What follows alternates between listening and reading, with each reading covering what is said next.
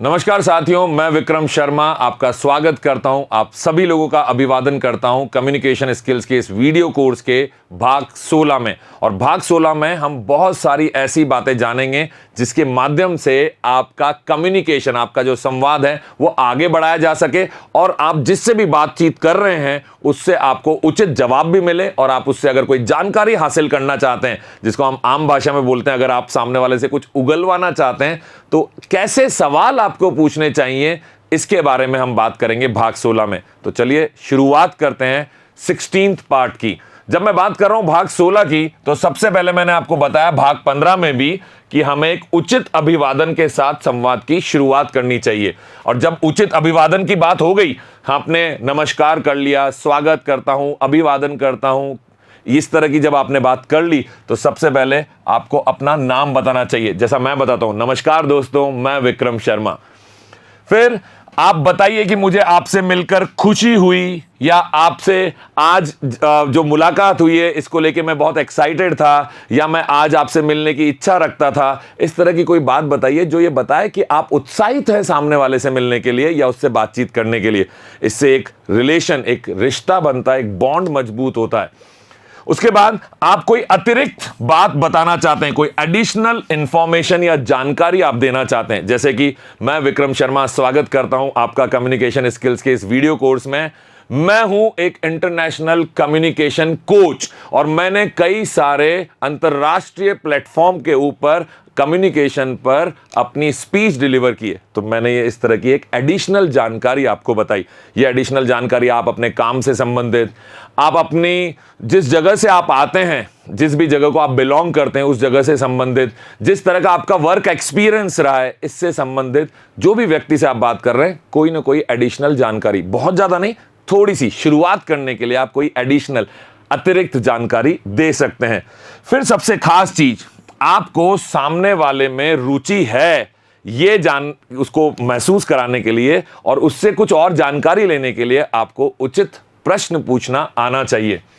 इसके साथ साथ जब कभी भी आप बात करें तो आपकी शारीरिक भाषा, जो बॉडी लैंग्वेज जिसको हम बोलते हैं, ये बड़ी सकारात्मक होना चाहिए। अब अगर मैं आपसे बात करते वक्त ऐसे बात करूं तो क्या लग रहा है आपको?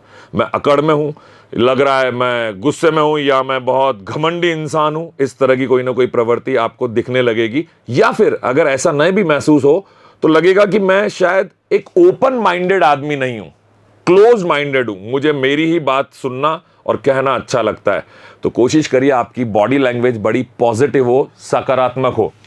अपनी बात को टू द पॉइंट रखिए, संक्षिप्त रखिए, जितना जरूरी है उतना बोलिए। सामने वाले को भी मौका दीजिए कि वो आपकी बात सुनने के बाद अपनी बात रख पाए। तो आप ही बोलते रहेंगे तो सामने वाले को कभी मौका नहीं मिलेगा। और प्रैक्टिस करिए एक्टिव लिसनिंग को, जो मैं बार बार कहता हूं, अच्छा वक्ता वही हो सकता है जो एक अच्छा श्रोता होता है। तो जब कभी भी आप एक्टिव लिसनिंग, मतलब सामने वाले को भी प्रॉपर पूरा ध्यान लगा के, पूरे समग्र फोकस के साथ, कंप्लीट डेडिकेशन के साथ, पूरे समर्पण के साथ सुनेंगे, तभी वो आपकी बात को भी ध्यान से सुनेगा और आपको जो जानकारी चाहिए वो भी आपको तभी समझ में आएगी। कहा जाता है कि अगर आप अपने हमउम्र लोगों से मिलें तो गर्मजोशी के साथ हाथ मिलाइए। आप अपने बड़े लोगों से मिलें, अपने से उम्र में जो बड़े हैं, पद में जो बड़े हैं, तो सही तरीके से नमस्कार करिए, प्रणाम करिए। जो भी अभिवादन आप करना चाहते हैं सम्मान पूर्वक, वो आपको आना चाहिए और उसी से शुरुआत होनी चाहिए जब भी आप किसी से मिलते हैं। तो अगर एप्रोप्रिएट है, मतलब यदि उपयुक्त हो, तो उपयुक्त कहाँ होगा? जहां हम हमारे हमउम्र लोगों से मिल रहे हैं, प्रोफेशनल लोगों से मिल रहे हैं, उस जगह पर आप हाथ मिला सकते हैं। और आभार प्रकट करिए किसी भी बात के दौरान। अगर किसी ने आपको समय दिया, आपका समय आपने मुझे दिया, इसके लिए मैं आपका धन्यवाद अदा करता हूं, आपके लिए, आपके प्रति आभार व्यक्त करता हूं। इस तरह की कोई बातचीत आपकी होनी चाहिए जहां आप उसके समय के लिए आप उसका आभार दे रहे हैं या उसकी नॉलेज के लिए उसका आभार व्यक्त कर रहे हैं। तो ये कोशिश करिए कि सामने वाले के प्रति आप आभार व्यक्त करें।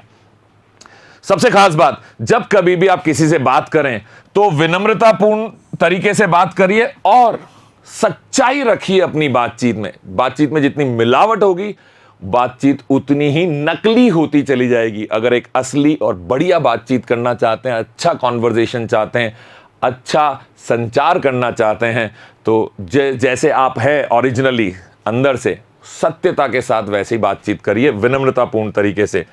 अपने संदेश को श्रोता के अनुरूप बनाइए। जो भी मैसेज आप किसी को देना चाहते हैं, पब्लिकली बहुत सारे लोगों को हैंडल कर रहे हैं या 1 to 1 आमने सामने किसी से बात कर रहे हैं, पर ऐसा नहीं कि आप सब कुछ अपने लिए, मैं, मेरे लिए, मेरे अनुसार इस तरह से बात करें। आपकी बातचीत ऐसी होनी चाहिए कि सामने वाला भी उसमें अपनी भागीदारी महसूस कर सके, तो उसके अनुसार अपने संदेश को डालिए। उसका भी इन्वॉल्वमेंट बहुत जरूरी है। एक पॉजिटिव टोन के साथ बात करिए, सकारात्मक भाव से आरंभ करिए। जब कभी भी बातचीत ना शुरू से ही नेगेटिव होती है, मुझे पता था तुम ये नहीं कर पाओगे, बातचीत की शुरुआत ही अगर मैं इन शब्दों से करूं, मुझे पता था तुमको कम्युनिकेशन में कुछ नहीं आता, मैं आया हूं तुमको कम्युनिकेशन सिखाने, ये सही तरीका नहीं है। नमस्कार दोस्तों, आप और मैं मिलके सीखेंगे कम्युनिकेशन स्किल्स के बारे में और मैं आपका सारथी रहूंगा इस सफर में। तो ये एक सकारात्मक भाव है, एक पॉजिटिव टोन है। बातचीत हमेशा पॉजिटिव टोन से ही शुरू होनी चाहिए। और सबसे खास बात, अपनी स्ट्रेंथ, अपने अचीवमेंट्स ये आपको बताने भी हैं तो इनको बड़े पॉजिटिव वे में बताइए। और अगर सामने वाले की स्ट्रेंथ और अचीवमेंट्स के बारे में आपको पता है कि उसके सामर्थ्य क्या है, उसकी उपलब्धियां क्या है, इनके बारे में अगर आपको पता है तो उसे भी हाईलाइट करें।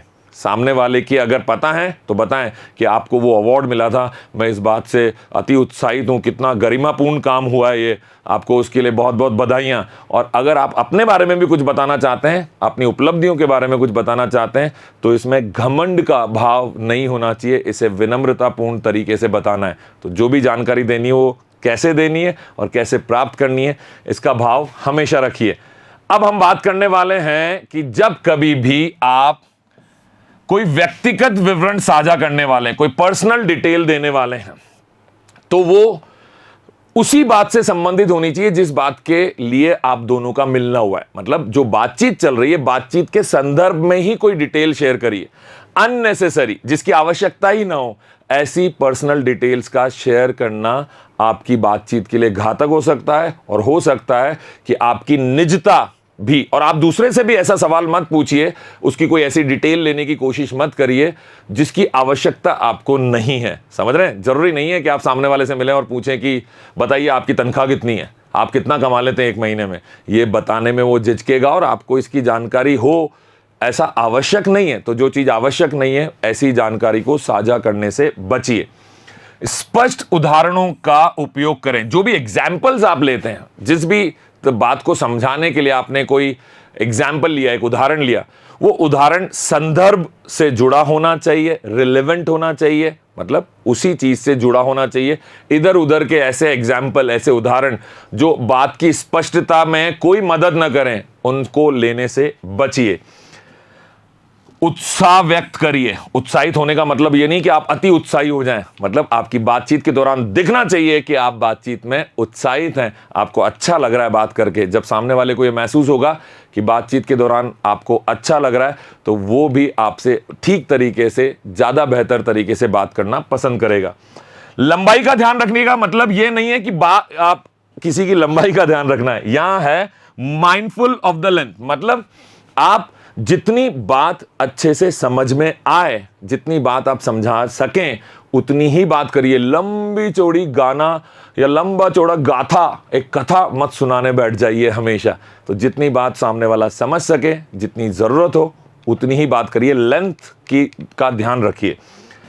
फिर सवालों के लिए हमेशा खुले रहिए। सवाल पूछने के लिए और सवालों के जवाब देने के लिए ये ओपन होना चाहिए आपको हमेशा। कोई भी बात जब आप करेंगे तो सामने वाला आपसे कोई भी सवाल पूछ सकता है, अगर उसे आपसे कोई जानकारी लेनी है तो ऐसे समय में जवाब देने के लिए आपको तैयार रहना चाहिए। आप हंसी मजाक कर सकते हैं, लेकिन उपयुक्त हो तभी करें। हर किसी से अगर आप हंसते हुए, मजाक करते हुए, मजाकिया अंदाज में बात करेंगे तो ये हो सकता है कि सामने वाले को बिल्कुल पसंद ना आए।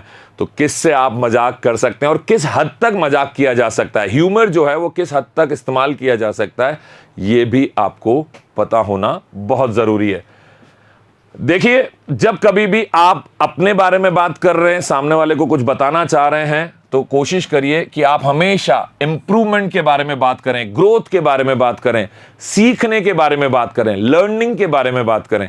ऐसी चीज जो प्रोग्रेसिव हो, जो आपकी अच्छी मानसिकता को दर्शाती हो, जो ये दर्शाती हो कि आपकी सोच अच्छी है, आप सकारात्मक सोच रखते हैं, आगे बढ़ने के बारे में सोचते हैं, आप लालची नहीं दिखने चाहिए, ग्रीडी नहीं दिखने चाहिए, आप सामने वाले का भी भला सोचते हैं, इस तरीके से आप अपनी बातचीत रखिए।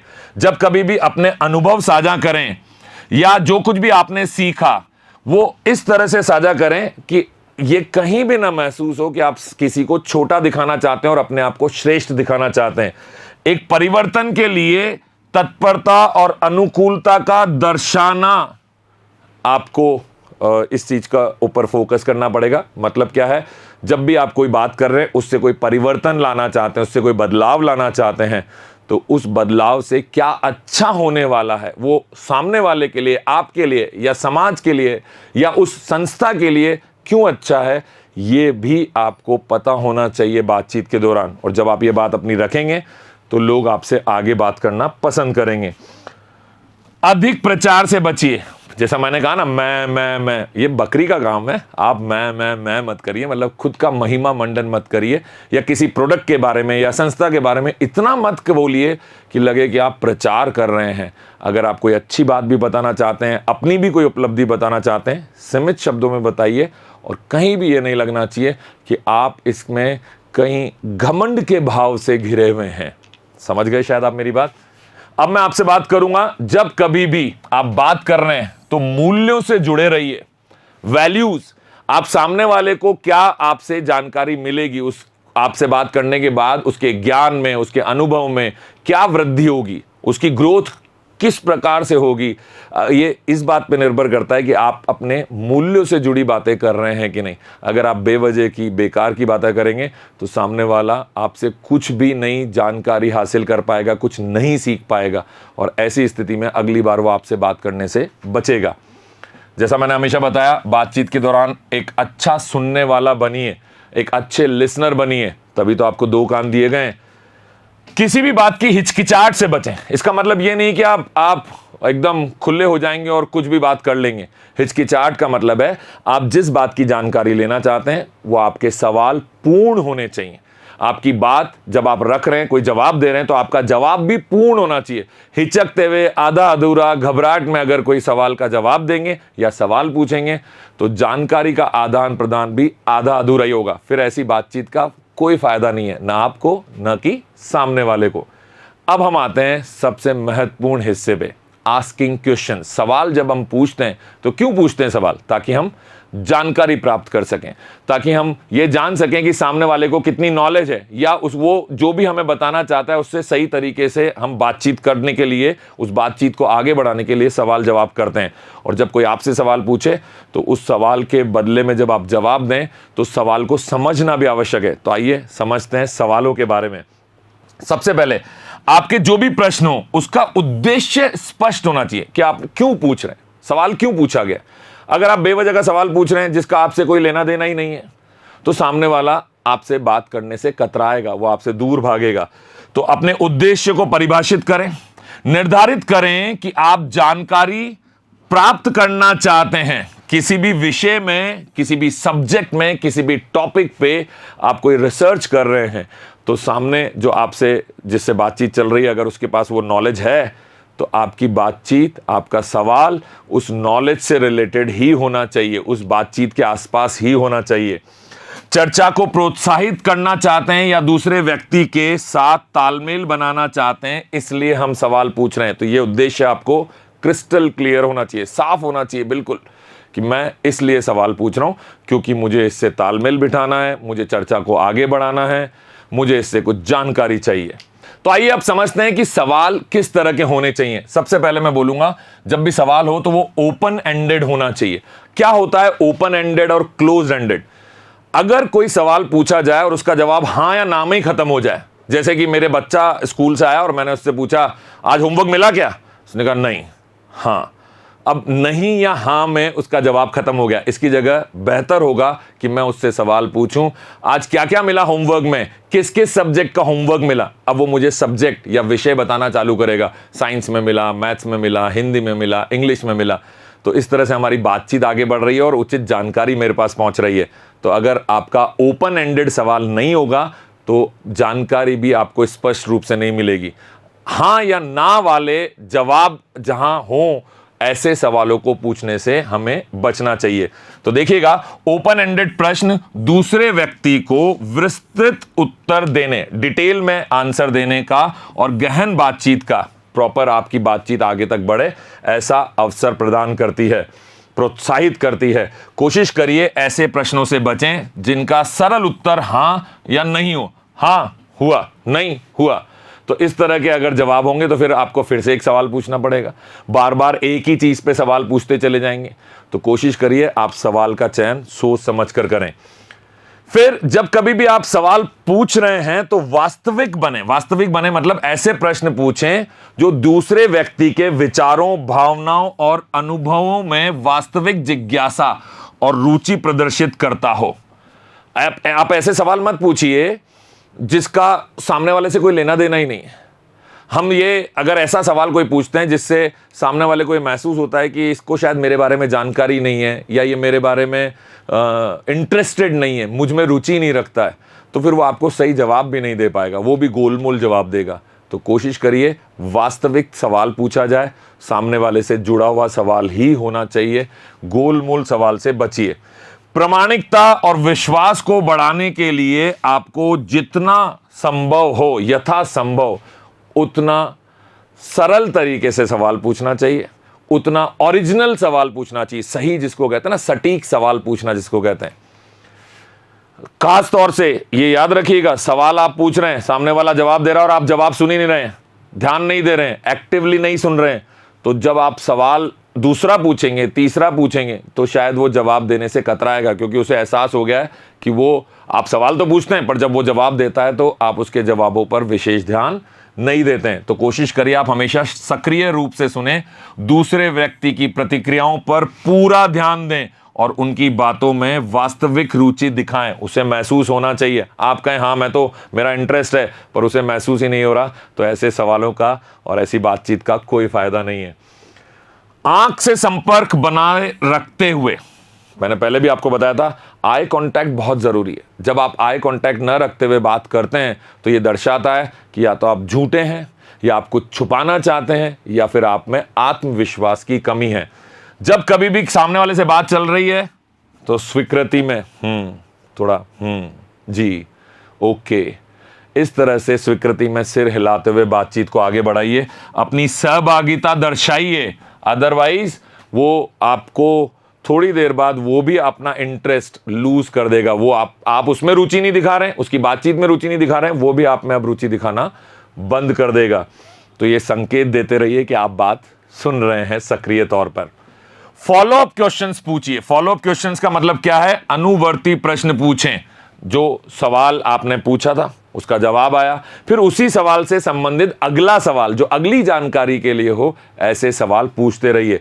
तो बातचीत के विशिष्ट पहलुओं पर गहराई से चर्चा करने वाले रिपीटेड क्वेश्चंस नहीं, सेम क्वेश्चन नहीं, आगे नेक्स्ट स्टेप के क्वेश्चंस, अगले सवाल, अनुवर्ती प्रश्न पूछकर दूसरे व्यक्ति द्वारा दी गई जानकारी पर काम करें। उसने जो भी बताया, जैसे मैंने अपने बच्चे से पूछा आज होमवर्क मिला, किस किस सब्जेक्ट में मिला, तो उसने बताया कि इस सब्जेक्ट में मिला। अच्छा, और ये बताओ उस सब्जेक्ट में नहीं मिला। अब उसने मुझे 3 सब्जेक्ट बता दिए, हिंदी, इंग्लिश, मैथ्स बता दिया, तो मैं पूछूंगा साइंस में नहीं मिला क्या? अगर साइंस में भी मिला है तो मैं पूछूंगा सोशल साइंस में नहीं मिला क्या? तो ये उसी से जुड़ा हुआ अनुवर्ती सवाल है, इससे बातचीत आगे बढ़ती है। जब मैं बात कर रहा हूं सवाल पूछने की कला के बारे में, तो यह आपकी सजगता को दर्शाता है कि आप अगला सवाल, क्योंकि आपने पिछला जवाब ध्यान से सुना था, तो आप अगला सवाल भी ठीक तरीके से पूछ रहे हैं। यह दर्शाता है कि आप सजग हैं, बात सुन रहे हैं और बातचीत को आगे लेके जाना चाहते हैं। जब कभी भी किसी से बात चल रही है तो याद रखिएगा, सीमाओं का सम्मान करिए। किस हद तक आपको कोई भी बात करनी है, कैसा सवाल पूछना है, वो एक, हर चीज़ की एक लिमिट होती है ना, एक लिमिट से ज़्यादा मत जाइए। सामने वाले का सम्मान, इससे उसको ठेस पहुंच सकती है, उसका सम्मान करते हुए प्रश्न पूछिए। तो प्रश्न पूछते समय दूसरे व्यक्ति के आराम के स्तर और सीमाओं का ध्यान रखिए। वो जवाब देने में अगर अनकंफर्टेबल हो रहा है, उसको परेशानी हो रही है, उसको सहज महसूस नहीं हो रहा है, तो ऐसे सवाल पूछने से बचिए। दूसरे का रिस्पेक्ट करेंगे, सम्मान करेंगे, तभी वो आपका रिस्पेक्ट करेगा। जब कभी भी सवाल पूछ रहे हैं तो संवेदनशील या व्यक्तिगत विषयों पर बात करने से बचिए। कोई ऐसा सवाल मत करिए जो बहुत संवेदनशील हो, जिसका जवाब देने में वो सामने वाला थोड़ा सा हिचकिचाहट उसको महसूस हो या उसे गुस्सा आ जाए। इस तरह के सवालों से बचिए। ज्यादा व्यक्तिगत जानकारी लेने से बचिए जब तक कि आपने उनके साथ भरोसेमंद संबंध स्थापित नहीं किया हो और वो खुद ना चाहते हो कि वो आपके साथ जानकारी साझा करें, तब तक ऐसे सवाल पूछने से हमको बचना चाहिए। लोडेड क्वेश्चंस, लोडेड समझते हैं, अनावश्यक प्रश्न, जो बहुत भारी भारी प्रश्न है, भारी मतलब बहुत सारी जानकारी, जिसमें बहुत सारी जानकारी एक साथ आप लेना चाहते हैं, ऐसे सवाल को पूछने से बचिए। सवाल जब भी पूछे तो वो अनुवर्ती सवाल होते हैं ना, नेक्स्ट स्टेप का सवाल। तो एक सवाल पूछा, उससे एक उचित जानकारी आपके पास आ गई, फिर उसी से संबंधित आपने अगला सवाल पूछा, तो इसने ये भी दर्शाया कि आप बहुत सजगता से सुन रहे हैं, साथ ही साथ सामने वाले को एक साथ बहुत सारी बातों का जवाब न देना पड़े, क्योंकि इससे बातचीत जो है थोड़ी देर में बोझिल हो जाती है, फिर बातचीत आगे नहीं बढ़ पाएगी और आपको उचित जानकारी नहीं मिल पाएगी। तो याद रखिएगा, ऐसे सवाल पूछने से बचें जो धारणाओं या पूर्वाग्रहों से भरे हों। आप सोचते हैं कि इसका जवाब तो ये होना चाहिए, सामने वाला कोई और जवाब दे दे, फिर इससे बात जो है वो संघर्ष में बदल सकती है। तो रक्षात्मक या संघर्ष की ओर ले जा सकता है आपका गलत सवाल पूछना। जब कभी भी आपको सवाल पूछना है तो खुले सवाल पूछिए, ईमानदार संचार को प्रोत्साहित करने वाले सवाल पूछिए, ऐसा जो उसके पास जानकारी है, जिसको उसको साझा करने में भी मजा आए, उसको आनंद महसूस हो, वो भी आपसे बात करने में इंटरेस्ट, रुचि डेवलप कर पाए। समझ रहे हैं आप मेरी बात?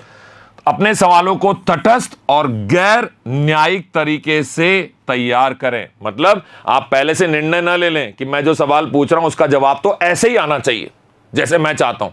अरे भाई, सवाल आपका है, जवाब तो दूसरे का है ना, तो उसको उसके अनुसार जवाब देने दीजिए। अपने सवाल का जवाब पहले से ही अपने दिमाग में अगर आपने रख लिया तो फिर सवाल पूछने का फायदा ही क्या है। सबसे खास बात, हमेशा धैर्य रखिए। जरूरी नहीं है कि आपके सवाल पूछते ही सामने वाला उसका जवाब देने को तैयार हो, तो दूसरे व्यक्ति को आपके सवालों को समझने का समय दीजिए। उनका जवाब तैयार करने के लिए भी उसे पर्याप्त समय मिलना चाहिए। कभी कभी यह भी हो सकता है कि वो आपको यह कहे कि मैं सोच के जवाब दूंगा। ऐसा हमने कभी किसी से पूछा तो लोगों ने कहा ना हमें कि मैं सोच के जवाब दूंगा, तो उसे सोचने का समय दीजिए।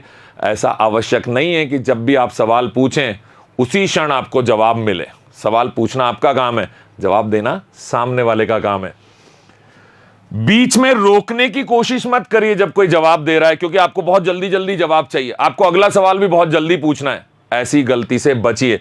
तो उन्हें बीच में रोकना या जल्दबाजी करने से बचिए, क्योंकि इससे जो आपका एक विचारशील संचार हो रहा था, जिस तरीके से बात और आगे बढ़ रही थी, वो जो थॉटफुल कम्युनिकेशन था, वो कम्युनिकेशन खराब हो सकता है, वो बाधित हो सकता है। तो दूसरे व्यक्ति को ऐसा महसूस हो सकता है कि उसकी बात नहीं सुनी गई या उसके जवाब का कोई महत्व ही नहीं है। सिर्फ सवाल आप पूछना चाहते हैं, सवाल पे सवाल। रिपोर्टर की तरह मत करिए। कई बार रिपोर्टर्स ऐसा गड़बड़ करते हैं कि उनको बस एक जवाब सुनना होता है, उस जवाब के लिए वो एक सवाल पूछते हैं और सामने वाला अपनी बात रख रहा है, उससे पहले वो दूसरा सवाल दाग देते हैं। सारे रिपोर्टर्स ऐसा नहीं करते, पर ऐसा हमने कई जगह देखा है कि अपने मन मुताबिक जवाब उगलवाने के लिए सवाल पे सवाल दागे जाते हैं, जो कि एक गलत तरीका है, एक ऐसा मेथड है कम्युनिकेशन का जिसे कोई भी पसंद नहीं करेगा। आगे याद रखिएगा, जब कभी भी किसी से बातचीत कर रहे हैं, सवाल पूछ रहे हैं, प्रश्न पूछ रहे हैं, तो उस प्रश्न के साथ साथ अपनी सहानुभूति भी व्यक्त करें। प्रश्न पूछते समय जब आप सहानुभूति या समझ दिखाते हैं, खासकर जब संवेदनशील या भावनात्मक विषयों पर चर्चा चल रही हो, तो सामने वाला जवाब देने में हिचकिचाता नहीं है। अगर आप संवेदनशील सवाल पूछ रहे हैं, किसी गहरे विषय पे बात चल रही है और उससे जुड़े हुए सवाल पूछ रहे हैं और आप में वो सहानुभूति का भाव नहीं है, तो आप सोचिए सामने वाले को लगेगा कि शायद आप उसका मजाक बनाना चाहते हैं या उसे नीचा दिखाना चाहते हैं। ऐसी स्थिति में वो आपको सही जवाब देने से हिचकिचाएगा। तो शुरू से अपने सवाल के साथ साथ एक सहानुभूति का भाव भी रखिए। मैं समझ सकता हूँ, जैसे कि इसको देखिए, मैं समझ सकता हूँ कि आपके लिए जवाब देना थोड़ा मुश्किल होगा, लेकिन अगर आप उचित आपको लगे, अब संवेदनशील कोई बात पूछने जा रहे हैं तो अगर आपको उचित लगे तो मेरी बात का सही जवाब दीजिएगा। तो आपने इस तरह से अपनी सहानुभूति भी दिखा दी और सवाल भी पूछ लिया जो संवेदनशील सवाल है। दूसरे व्यक्ति के अनुभवों के लिए समर्थन और मान्यता व्यक्त करने के लिए सहानुभूतिपूर्ण भाषा और लहजे का उपयोग करें। फिर से बता देता हूं, पहले भी बोला था, जब कभी भी सामने वाले से आपको जानकारी लेना चाहते हैं उसके अनुभव के आधार पर, तो आप अपनी तरफ से सहानुभूति भी रखिए, उसके निर्णयों का समर्थन भी करिए, उसके प्रति मान्यता व्यक्त करिए कि आप मानते हैं कि वो एक अथॉरिटी है, उसके पास ऐसी कोई जानकारी है जिसकी वैल्यू है। अगर आप उसको ये महसूस करा पाएंगे तभी वो आपके सवाल का सही जवाब देगा। अपनी भाषा और लहजे को भी सही तरह से इस्तेमाल करिए।